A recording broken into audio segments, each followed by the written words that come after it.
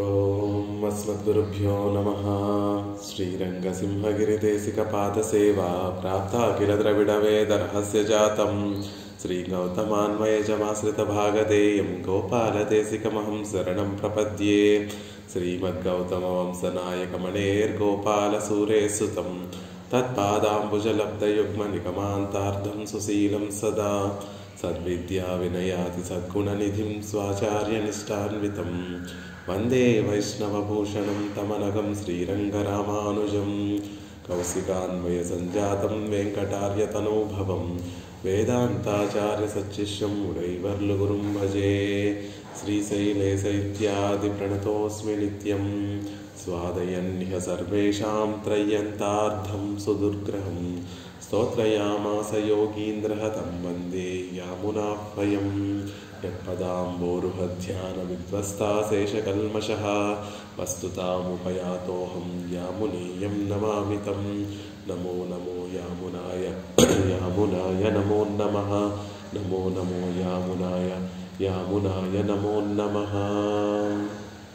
భాగవతోత్తములందరికీ దాసోహాలు సమర్పిస్తూ ఆళ్వార్లు ఎంతో పరమ కృపతోటి మనకు అనుగ్రహించినటువంటి స్తోత్రంలో 20 శ్లోకాలు సేవించి 21వ శ్లోకం యొక్క అనుభవాన్ని సేవించేటటువంటి ప్రయత్నం చేస్తున్నాం. నమో నమో వాన్మనసాతి భూమయే నమో నమో వాన్మనసైక భూమయే నమో నమో అనంత మహావిభూతయే నమో నమో అనంతదయేక సింధవే అనేటటువంటి శ్లోకంలో ఆళ్వార్లు ఆ మనస్వరూపాన్ని, ఆ పరమాత్మ యొక్క శరణ్యుడి యొక్క స్వరూపాన్ని, మనస్వరూపాన్ని కూడా శరణాగతిని ప్రతిపాదిస్తున్నారు అనేటటువంటి విషయాన్ని తెలియజేస్తున్నారు. నమో నమః అనేటటువంటి పదంతో నేను నమస్కరిస్తున్నాను. ఎవరిని నమస్కరిస్తున్నాను? వాన్ మనసాతి భూమయే నమో నమో వాన్ మనసైక భూమయే నమో నమో అనంత మహావిభూతయే నమో నమో అనంత దయైక సిద్ధవే. నేను అనేటటువంటి ఆ శబ్దం ద్వారా అహంకార మమకార నివృత్తి అయినటువంటి నేను, అహంకార మమకారాలు లేనటువంటి నేను అనేటటువంటి విషయాన్ని తెలియజేస్తూ నమః అనేటటువంటి పదం ద్వారా అంజలి ఘటించడం. నమః అనేటటువంటి పదము శరణాగతి పదానికి పర్యాయ పదమని, అది అంజలి ఘటించడం కూడా పెరుమాళ్ళకి శరణాగతి చేయడంతో సమానమైనటువంటి విషయం అనేటటువంటి విషయాన్ని మనకి తెలియజేస్తున్నారు ఆళ్వార్లు. వాన్ మనసాతి భూమయే, వాకుకి మనసుకి కూడా అందనటువంటి గొప్ప వైభవం కలిగినటువంటి వాడివి అనేటటువంటి విషయాన్ని తెలియజేస్తూ యతో వాచో నివర్తంతే అప్రాప్య మనసా సహా అనేటటువంటి విషయాన్ని యన్నామం భగవాన్ బ్రహ్మ జానాతి పురుషోత్తమం. బ్రహ్మ సైతం, చతుర్ముఖ బ్రహ్మ సైతం ఆ పరమాత్మ యొక్క వైభవం ఇంతటిది అని తెలుసుకోలేనటువంటి వాడు అనేటటువంటి విషయాన్ని అనేక ఉదాహరణలు పరాత్పరుని యొక్క పరత్వాన్ని, అవధి లేనటువంటి ఆ వైభవాన్ని ఎవరూ కూడా సమగ్రంగా తెలుసుకోలేరు అనేటటువంటి విషయాన్ని తెలియజేస్తూ నమః అనేటటువంటి విషయము మన స్వరూపాన్ని తెలియజేస్తుంది. ద్వ్యక్షరస్తు భవేన్ మృత్యు త్యక్షరస్తు బ్రహ్మ పదం అనేటటువంటి విషయాన్ని తెలియజేస్తూ 2 అక్షరాలు మమ అనేటటువంటి 2 అక్షరాలు మనకి దుఃఖాన్ని కలిగిస్తాయండి. నా మమ అనేటటువంటి 3 అక్షరాలు మనకి ఆనందాన్ని కలిగిస్తాయి, ఆ బ్రహ్మస్థానాన్ని మనకి కలగజేస్తాయి అనేటటువంటి విషయాన్ని చెప్తూ మరి మా ఇక్కడ ఇన్నిసార్లు నమః నమః నమః అంటాం ఎందుకండి? ఆళ్వార్లు అంటే పెరుమాళ్ళని అనుభవించిన తర్వాత ఆ అనుభవం లోపల ఇమడక ఆనంద పారవస్యంతో మళ్ళీ మళ్ళీ మళ్ళీ మళ్ళీ ఎలా అయితే ఉపనిషత్తులన్నీ కూడా సకృతే నమః, ద్విస్తే నమః, సహస్రకృత్వస్తే నమః, అపరిమిత కృత్వస్తే నమః అని మళ్ళీ మళ్ళీ మళ్ళీ మళ్ళీ నీకు దాసోహం స్వామి అని ఆ అతిశయించినటువంటి ఆనందంతో చేసేటటువంటి పని అనేటటువంటి విషయాన్ని మనకి తెలియజేశారు. ఇక వాన్ మనసైక భూయో నమో నమః, మనసుకి వాక్కుకే అందేటటువంటి ఓ స్వామి నీకు నమస్కారము. ముందు వాక్యంలో మనసుకి వాక్కుకి అందనటువంటి వైభవం కలిగినటువంటి స్వామి నీకు దాసోహము అనేటటువంటి విషయం చెప్పారు. ఇక్కడ వాక్కుకి మనసుకే అందేటటువంటి పూయో నమో నమః, అలా మనసుకి వాక్కుకి అందేటటువంటి ఓ స్వామి నమో నమః అంటున్నారు. నీ కాట్ట காண்பாருடைய வான் மனசுக்குள்ளே உள்ளுக்கே நிலமாயிருக்கிற ఉనక్కు భగవంతుడు కటాక్షించి ఆయన వైభవాన్నంతటినీ కూడా చూపిస్తే ఆ అనుభవాన్నంతటినీ కూడా అనుభవించేటటువంటి వారి యొక్క వాక్కుకు మనసుకు లోపలే ఉండేటటువంటి దానికి అధీనమై ఉండేటటువంటి ఓ స్వామి నీకు దాసోహము అనేటటువంటి విషయాన్ని చెప్తున్నారు. ఏమిటి రెండింటిలోనూ తేడా అంటే, మొదటి దాంట్లో భగవన్ కటాక్షం లేకుండా మన స్వప్రయత్నంతో భగవంతుని యొక్క వైభవాన్ని తెలుసుకోవాలి అని ప్రయత్నిస్తే మన మనసు వాక్కుకే కదండి మనసుకి కూడా అందనటువంటి గొప్ప వైభవం కలిగినటువంటి వాడు అనేటటువంటి విషయాన్ని తెలియజేశారు. కానీ మన స్వప్రయత్నం కాకుండా భగవంతుని యొక్క కటాక్షం పడి భగవంతుడు ఆ పెరుమాళ్ళు మనకి ఆయన వైభవాన్ని చూపించాలి అనేటటువంటి భావనతోటి మనల్ని కటాక్షిస్తే, అలా కటాక్షింపబడినటువంటి వారి యొక్క వాక్కుకి మనసుకే అధీనంగా ఉండేటటువంటి ఓ స్వామి నీకు దాసోహములు.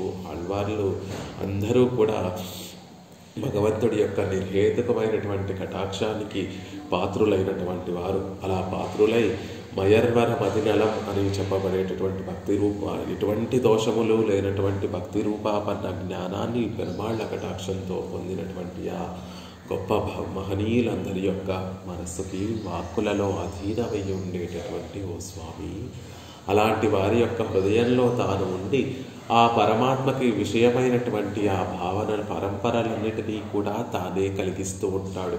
వారు నోరు తెరిచి ఏదైనా శ్రీ సూక్తులు అనుగ్రహిస్తూ ఉంటే ఆ శ్రీ సూక్తుల నిండా కూడా భగవద్ వైభవమే ఉంటుంది. అలా వారి వాక్కులలో వారి మనసులో ఒదిగి ఉండేటటువంటి నీలాంటి స్వామికి దాసోహములు అంటున్నారు. భవంతి నానా భూతానాం మత్త ఏవ పృథగ్విధా అని గీతలో చెప్పినట్టుగా భూతానాం జీవుల యొక్క నానా భవంతి అనేక విధములైనటువంటి భావనలన్నీ కూడా మత్త ఏవ పృథగ్విధ నా వల్లే కలుగుతున్నాయి. మన మనసులో ఏదైనా ఒక భావన కలుగుతోంది అంటే అది భగవంతుని యొక్క సంకల్పం వల్లే ఆ భావనలన్నీ కలుగుతున్నాయి. అలా ఎవరైతే పరమభక్తులు ఉంటారో, పరజ్ఞాన పరమభక్తులు కలిగినటువంటి మహనీయులు ఎవరైతే ఉంటారో వారి హృదయంలో తానే వేంచేసి ఉండి వారి మనసు నిండా భగవద్ విషయమైనటువంటి ఆ భావనలనే పెరుమాళ్ళు కలిగిస్తూ ఉంటారు. వారి శ్రీ సూక్తులన్నీ కూడా వారు అనుభవించేటటువంటి ఆ శ్రీ సూక్తులన్నీ కూడా భగవద్ విషయమైనటువంటివే ఉంటాయి అనేటటువంటి విషయాన్ని ఇక్కడ తెలియజేస్తున్నారు. దానికి భగవద్గీతలో కృష్ణ పరమాత్మే ఆ విధంగా సెలవించాడు. కాబట్టి జీవులందరిలో తలంపులన్నీ కూడా నా వల్లే కలుగుతున్నాయి అని ఆ విషయాన్ని మనకి ఉదాహరిస్తున్న ప్రమాణాన్ని మనకి తెలియజేస్తున్నారు. ఆళ్వార్లు కూడా 1వ పదిలో 3వ తిరువాయుముజిలో మొదటి పాసురంలో పత్తుడై అడియవర్కు ఎళియవన్ పిరర్గళుకు అరియవిత్తగన్ అని అద్భుతంగా అనుకరిస్తున్నారు. పత్తుడై భక్తి కలిగినటువంటి వారికి, భక్తి గల అడియవర్కు దాసులకు ఎళియవన్ సులభుడైనటువంటి ఓ స్వామి, ఎవరికైతే భక్తి ఉంటుందో వారికి అత్యంత సులభుడైనటువంటి స్వామి. పిరర్గరులకు ఆ భక్తి లేనటువంటి ఇతరులకు అరియవిత్తగన్ అసలు పొందడానికి కూడా దుర్లభమైనటువంటి వాడు.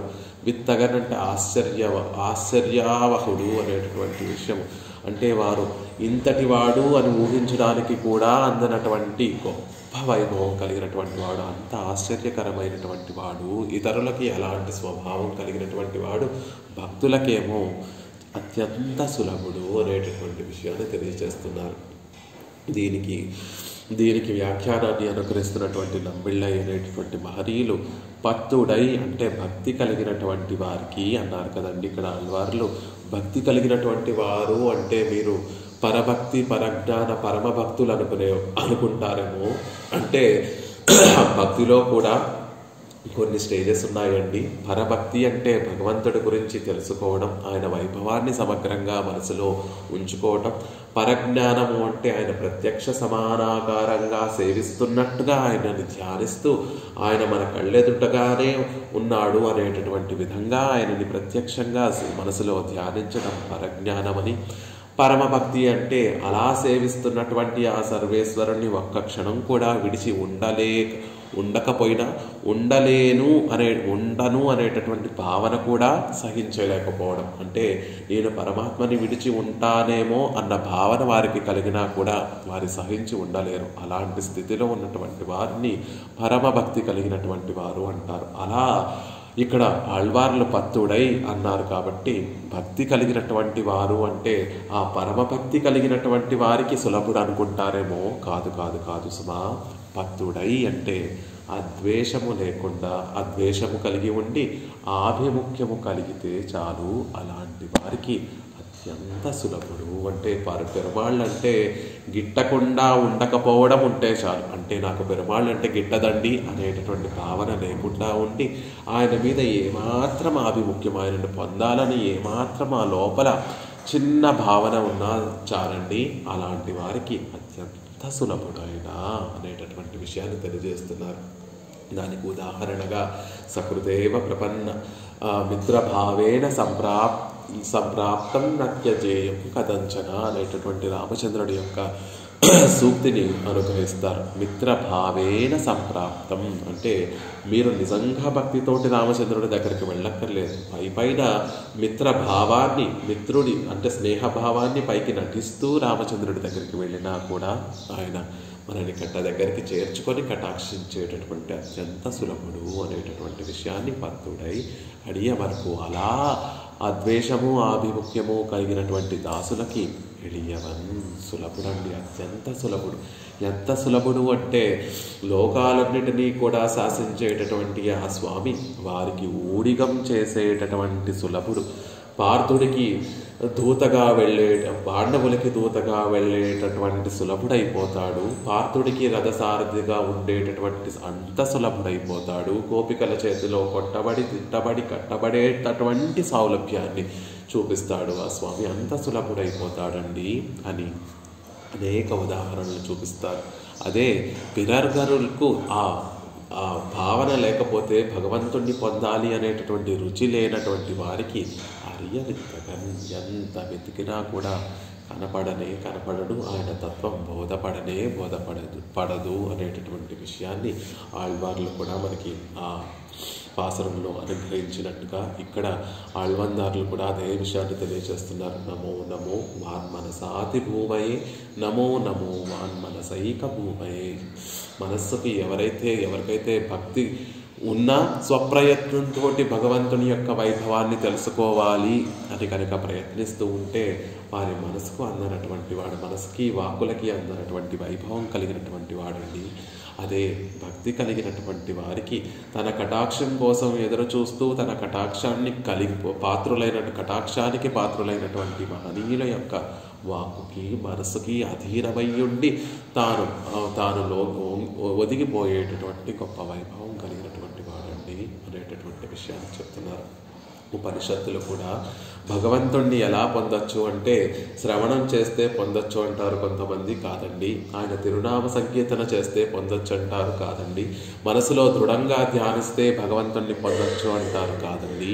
ఎవరినైతే భగవంతుడు కటాక్షించాలని సంకల్పిస్తాడో వారికే ఆ భగవంతుని యొక్క కటాక్షం లభిస్తుంది. మన ప్రయత్నాలతో మనం ఎన్ని చేసినా కూడా ఆయన కటాక్షం లేకపోతే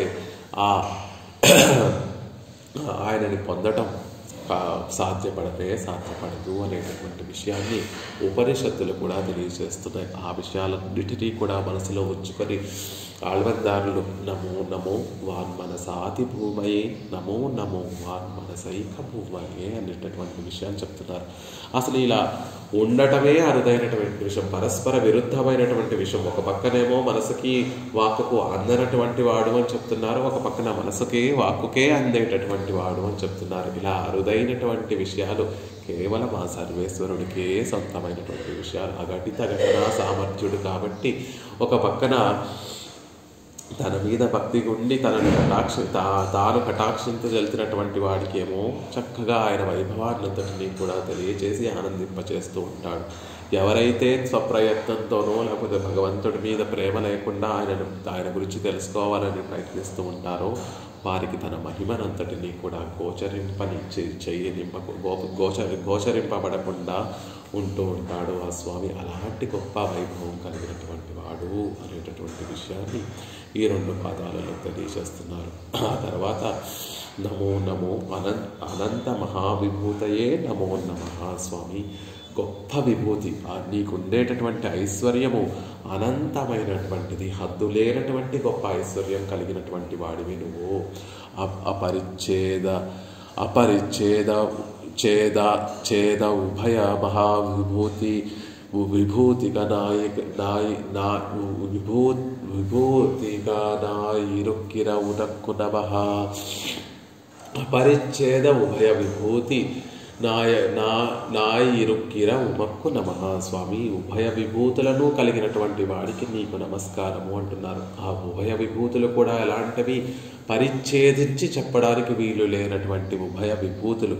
ఈ లీలా విభూతికి పైన హద్దు ఏమిటండి అంటే, ఈ లోకాలన్నిటినీ కూడా పైనుండే 7 లోకాలన్నిటినీ కూడా దాటి వెళితే ఆ తర్వాత అండాంతరాలు వస్తాయి, ఆ తర్వాత ఆవరణలు వస్తాయి, సప్తావరణలు వస్తాయి, ఆ తర్వాత పైన చివరిగా విరజా నది హద్దుగా ఉంటుంది. విరజను దాటితే నిత్య విభూతిలోకి వెళతాం. విరజ కింద లీలా విభూతి ఉంటుంది. పైన ఈ లీలా విభూతికి పైన విరజా నది హద్దుగా ఉన్నప్పటికీ కూడా కింద ఏమి ఇంకొక హద్దు ఉండదు, పక్కన ఏమి ఇంకొక హద్దు ఉండదు. అలా ఈ లీలా విభూతి కూడా హద్దు లేనటువంటి విభూతి అండి అని చెప్తారు. ఈ లీలా విభూతే ఇలా ఉంటే నిత్య విభూతికి కింద విరజా నది హద్దుగా ఉంటుంది తప్ప పైన మరొక హద్దు అంటూ ఉండదు. అది కూడా కాకుండా ఈ లీలా విభూతి ఎన్ని రెట్లు ఉంటుందో అంతకి 3 రెట్లు ఆ నిత్య విభూతి ఉంటుందండి. అది కూడా హద్దు కేవలం ఒకవైపు మాత్రమే హద్దు ఉండేటటువంటి విభూతి అండి అనేటటువంటి విషయాన్ని చెప్తారు. అలా ఛేదించడు ఇంతది అని చెప్పడానికి వీలు లేనటువంటి ఉభయ విభూతులకి కూడా కలిగినటువంటి వాడు. అలాంటి ఓ స్వామి నీకు దాసోహములు అంటున్నారు. వాన్మనసక్కుళ్ళుక్కు అభూమియా ఇరుక్కైక్కడి అపరిచ్ఛేద విభూతిగనాగై. అసలు ఆయన మొదటి పాదంలో చెప్పినటువంటి నమో నమో వాన్ మనసాతి భూమయ్యే అని చెప్పినటువంటి దానికి కారణం ఏమిటి అంటే, ఇదిగోండి ఇంత మహావిభూతి తనదిగా కలిగినటువంటి వాడు కాబట్టే ఆయన మనసుకి వాక్కు కూడా అందనటువంటి వాడవుతున్నాడు. ఇప్పుడు ఎవరి దగ్గరైనా గొప్ప సంపద ఉందనుకోండి, సంపన్నుడు అని చెప్పాలి. ఎంత సంపన్నుడు అంటే ఆయన సంపద ఎంత ఉందో తెలిస్తే అంత సంపన్నుడు. 1 బిలియనీర్ అండి, 1 మిలియనీర్ అండి, 1 లక్షాధికారి, 1 కోటీశ్వరుడు, కొన్ని 10 కోట్లు కలిగినటువంటి వాడు, 1000 కోట్లు కలిగినటువంటి వాడు అని లెక్క కట్టచ్చు ఎప్పుడు ఆయన సంపదని లెక్కించగలిగితే. కానీ భగవంతుడు పెరుమాళ్ళకు ఉండేటటువంటి సంపద, ఆ విభూతి లెక్క కట్టడానికి మనసుకి వాక్కుకి కూడా లెక్క కట్టడానికి వీలు లేనట. పరిచ్ఛేదం చేసి ఇంతటి విభూతి అని చెప్పడానికి వీలు కాదు. కాబట్టి అంత అంతులేనటువంటి సంపద కలిగినటువంటి వాడు కాబట్టి ఆయన వైభవము మనం మనసుతోటి వాక్కులతోటి చెప్పలేకపోతున్నాము అనేటటువంటి విషయాన్ని ఇక్కడ చెప్తున్నారు. ఇది చెప్పడం ఎందుకంటే, ఇంత విభూతి కలిగినటువంటి వాడు అని చెప్పడం దేనికి అంటే, ఆళ్వార్లు మళ్ళీ 1వ పదిలో 2వ తిరువాయుముషిలో 7వ పాసురంలో అడంగెజిల్ సంపత్తు అడంగకండు ఈసన్ అడంగెజిల్లగదెన్రు అడంగకు ఉళ్ళే స్వామి. అంతటా శోభాయమానంగా ఉండేటటువంటి నీ సంపదను సంపూర్ణంగా అనుసంధించి, నీ సంపద ఇంత గొప్ప సంపద కలిగినటువంటి వాడివి అని కండు అని సేవించి అనుసంధానం చేసి, ఈసన్ ఓ సర్వేశ్వర ఇంత గొప్ప సంపద కలిగినటువంటి వాడివి, అలాంటి గొప్ప సంపదలో మేము కూడా చేరిపోయి ఉన్నాము అని ఉళ్ళే అడంగుగా ఆ సంపదలో మేము కూడా కలిసిపోయి ఉన్నాము స్వామి అని ఎప్పుడూ కూడా మేము భావిస్తూ ఉంటామయ్యా అని నమ్మాళ్వార్లు వారి పాసురంలో చెప్తారు. అంటే భగవంతుడు ఇంత గొప్పవాడు, ఇంత వైభవం కలిగినటువంటి వాడు, ఆయన దగ్గరికి మనం వెళ్ళొచ్చా వెళ్ళకూడదా అనేటటువంటి సందేహం కలుగుతూ ఉంటుంది. ఆ సందేహం పోయి ఆయన దగ్గరికి సుఖంగా మనం వెళ్ళగలమండి, నిర్భయంగా మనం వెళ్ళొచ్చు అనేటువంటి భావన ఎప్పుడు కలుగుతుంది అంటే ఆయన సొత్తులో మనం కూడా ఒక భాగమండి అనేటటువంటి విషయం మనకి తెలిస్తే అప్పుడు ఆయన దగ్గరికి నిర్మోహమాటంగా వెళ్ళగలం. సొత్తును బాగు చేసుకునేటటువంటి బాధ్యత భగవంతుడిదే కాబట్టి, యజమానిదే కాబట్టి ఆయన సొత్తులో మనం, ఆయన విభూతిలో మనం కూడా ఒక భాగము అని కనుక మనం తలుచుకుంటే, రోజు మనం తలుచుకుంటూ ఉంటే మనని కాపాడుకునేటటువంటి బాధ్యత ఆయన మీదే పెట్టినట్టు అవుతుంది. ఇది కూడా శరణాగతి చేసేటటువంటి వారి విషయంలో ఉండవలసినటువంటి లక్షణం. ఆయనతో మనకి విడదీయరానటువంటి ఒక సంబంధం ఉంది అని తెలుసుకొని ఆ సంబంధాన్ని పురస్కరించుకొని ఆ సంబంధానికి పెరుమాళ్ల ముందు విన్నవిస్తూ ఆయనకి శరణాగతి చేయాలి. అందుకే నమో నమో అనంత మహావిభూతయే, స్వామి నీకు అనంతమైనటువంటి గొప్ప విభూతి ఉందయ్యా, సంపద ఉంది, అలా ఉందని తెలుసుకున్నాను. అలా అంత గొప్పవాడివి కాబట్టే నాకు మోక్షాన్ని కలిగించగలిగినటువంటి వాడివని, సమర్థుడవని కూడా నేను తెలుసుకున్నాను. ఇవన్నీ చెప్పడం ఎందుకు అంటే పరాత్పరుడు ఆ శ్రీమన్నారాయణుడు అని చెప్పడం కోసం. వాన్ మనసాతి భూమయే అనంత మహావిభూతయే అని చెప్పడం ద్వారా గొప్ప కళ్యాణ గుణములు కలిగినటువంటి వాడండి, అంతులేనటువంటి కళ్యాణ గుణములు కలిగినటువంటి వాడు, అందరినీ శాసించేటటువంటి వాడు, అంతా తన సొత్తు కలిగినటువంటి సర్వేశ్వరుడు అని చెప్పడం. అలా ఓ స్వామి నువ్వు సర్వేశ్వరుడు అని తెలుసుకున్నానయ్యా, ఆ సంపదలో నేను కూడా ఒక భాగమని తెలుసుకున్నాను. నువ్వు స్వామివి, నేను నీకు సొత్తును బాగు చేసి ఉపయోగించుకునేటటువంటి బాధ్యత స్వామిదే కాబట్టి స్వామి నన్ను ఉజ్జీవింపచేసి నీ దగ్గరికి చేర్చుకునేటటువంటి భారమంతా నీదే అయ్యా అనేటటువంటి విషయాన్ని నమో నమో అనంత మహావిభూతయే అనేటటువంటి విషయం ద్వారా తెలియజేస్తున్నారు. శరణాగతి ఎవరి విషయంలో, శరణాగతే కాదు లౌకికంగా మనం చూసుకున్నా కూడా ఒకరి నుండి ఒక ప్రయోజనాన్ని పొందాలనుకుంటున్నాము అనేటటువంటి సందర్భంలో ఎవరిని వెళ్ళి ఆశ్రయిస్తాము? ఫర్ ఎగ్జాంపుల్ మనకు ఒక 1,00,000 రూపాయలు ధనం కావాలి, ఎవరి దగ్గరికి వెళ్ళి అడుగుతాము అంటే కోటీశ్వరుడి దగ్గరికి వెళ్ళి 1,00,000 రూపాయలు అడిగేటటువంటి ప్రయత్నం చేస్తాము. కాబట్టి మొదటి 2-3 పాదాలతోటి పరమాత్మ యొక్క సర్వైశ్వర్యత్వాన్ని, సర్వాధిక్యత్వాన్ని, సర్వేశ్వరత్వాన్ని అంతటినీ కూడా మనకి తెలియచేశారు ఆళ్వార్లు. కానీ ఆ గొప్పవాడి దగ్గరికి వెళ్ళి మనం అర్థించినప్పటికీ కూడా ఆయనకి దయ లేకపోతే నీకేమిటయ్యా నేను ఇచ్చేది 1,00,000 రూపాయలు ఎందుకు ఇవ్వాలి నీకు, నేను ఇవ్వను వెళ్ళు అని మనల్ని గెంటేశాడు అనుకోండి, ఆయన దగ్గరికి వెళ్ళి మనం శరణాగతి చేస్తామా? చెయ్యము. ఎవరి దగ్గరికి వెళ్ళి శరణాగతి చేయాలి అంటే ఎవరైతే ఇవ్వగలిగినటువంటి సమర్థత కలిగినటువంటి వారో, గొప్పవారో వారి దగ్గరికి వెళ్ళాలి. అలా అంతేకాకుండా ఎవరికైతే దయ ఉంటుందో, ఇవ్వాలి అనేటటువంటి దయ కలిగి ఉంటారో వారి దగ్గరికి వెళ్ళాలి.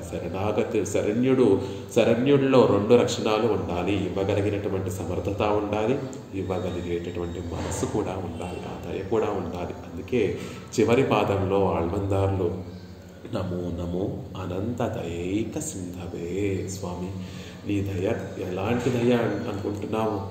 మనస్సుకి వాక్కు చెప్పలేనటువంటి గొప్ప దయ కలిగినటువంటి వాడివి, అంత దయ కలిగినటువంటి వాడివి స్వామి, మా మీద ఎంతో దయ కలిగినటువంటి వాడివి అని చెప్తున్నారు. అపరిచ్ఛేద్య మహావిభూతిక నాయురిక్కిర ఉన్నై వాన్ మనసక్కుళ్ళే ఏకభూమియాంబడి பண்ணும் అపరిమితమైన దయైకోర సింధువాయిరుక్కిర ఉనక్కు నమః.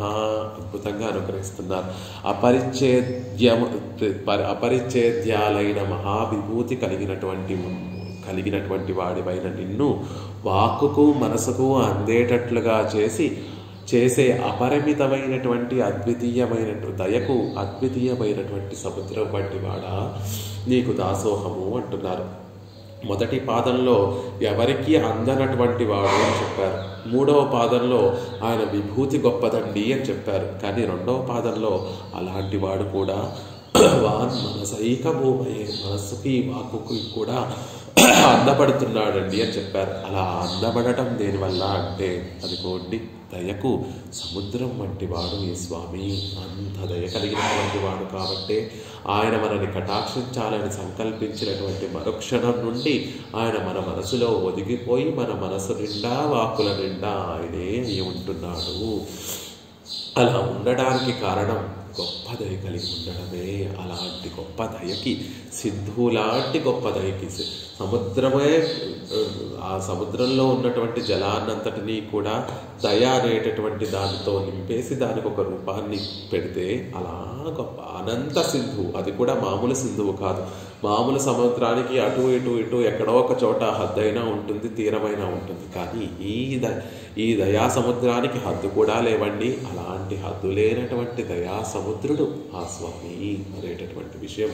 ఆ దయకు నమో నమః నమో నమః అంటున్నారు. అలాంటి ఒక సింధువులా ఉన్నటువంటి ఓ స్వామి నీకు దాసోహము అంటున్నారు. ఏది శక్నోషి గచ్చత్వం ఎన్రు సర్వశక్తియై ஒரு இடைச்சி పరిచ్ఛేదిక్కలాంబడీరే కృపైనుడయ నిరవధికత్వం. ఆ కృపకి అవధి లేకపోవడం అంటే ఏమిటండి అంటే అనంత దయ అంటున్నారు కదా. అనంత దయ అంటే దయకి కూడా హద్దు లేదు. హద్దు లేనటువంటి అపరిచ్ఛేదమైనటువంటి దయ అంటున్నారు కదా. ఆ దయకి హద్దు లేకపోవడం అంటే ఏమిటి అంటే ఇది శక్నోషి గచ్చత్వం అతి చంచల చేష్టిత. తల్లి యశోదాదేవి ఆ కృష్ణ భగవానుడిని రోటికి కట్టేసిన తర్వాత ఏది ఇప్పుడు వెళ్ళి చూద్దాం ఎక్కడికి తిరుగుతూ అసలు ఒక్క క్షణం కూడా కాలు నిలవదు నీకు.